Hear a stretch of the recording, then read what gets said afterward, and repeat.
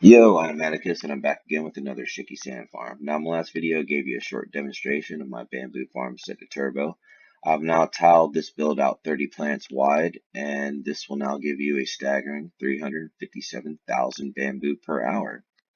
Now, I was able to get these rates by testing various clock speeds and piston configurations, and through many hours, I was able to find a clock that generated 11,900 per hour.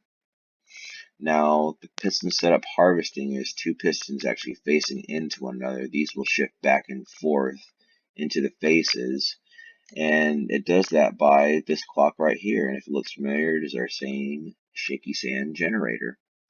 Now, to go over a little about the timing, this switch will do three things when depowered. It will retract this observer, activating this one tick game clock, activating our shaky sand. Activating our shaky sand generator. It will depower this line, powering this torch, and this repeater set to 2 ticks, causing our 1 tick pulse to officially activate our shaky sand.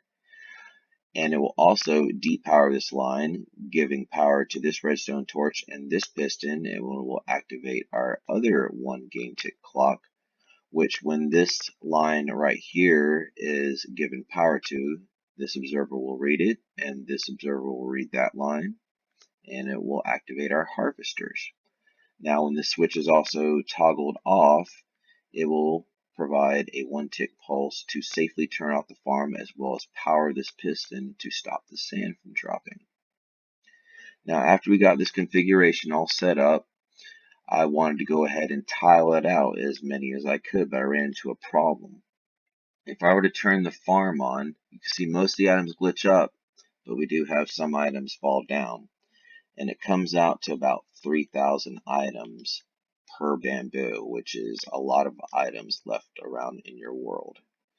So in order to combat this, I came up with this system right here. Now what's going on is these two hopper mine carts is actually giving the height it needs to glitch into this block. So if I were to throw this down here, it gets sucked through and pulled right into this hopper full of items already, just well, you saw it go through.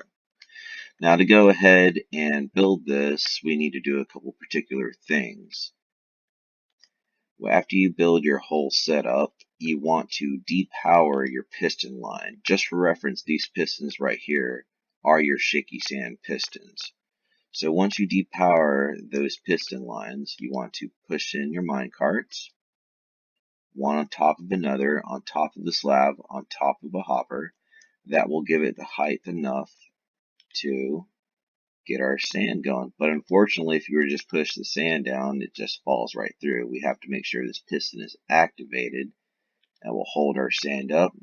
Then you can place your crops and you will have no loss. So we combine these systems together and this is what we get. We have the items glitching up as well as the hopper mine carts below, and that's actually being fed into some droppers. Now, the way we're powering the droppers is we're just throwing down a block and some redstone dust right here, and the same repeaters that are powering our shaky sand generators will give a pulse to our droppers, so it'll give us any leftover items from the farm. Now, hoppers can run the speed at 9,000 items per hour, so each one is only handling 3,000. So in theory, you can actually go ahead and take these hoppers and move them every other slice, reducing the amount of hopper minecarts, but it is a little tedious. Now, the other particular thing when you're building this farm, placing in your water. Now, what you want to do is you want to make all of these water sources after you plant your bamboo. You want to go ahead and grab a block where you're able to waterlog. Place that where you want your flow to go. And looks like I don't have my water bucket. Place in your water. That will provide the stream and just knock out your blocks. All the items will rise up and flow wherever you need them. Go ahead and kick her on. We got items going up. And And if you wait a little second, you will see items getting spit out. With 2 tiles, you don't see the loss as soon, but there you go. So we're able to collect every single drop from our bamboo, giving us the max possible rates that we could obtain from the shaky sand. And if you want to go ahead and get another good look, there's the farm right there. And I can't stress enough, timing is critical with this build. I kind of spread everything out so you can kind of get a good look, as well as this system right here.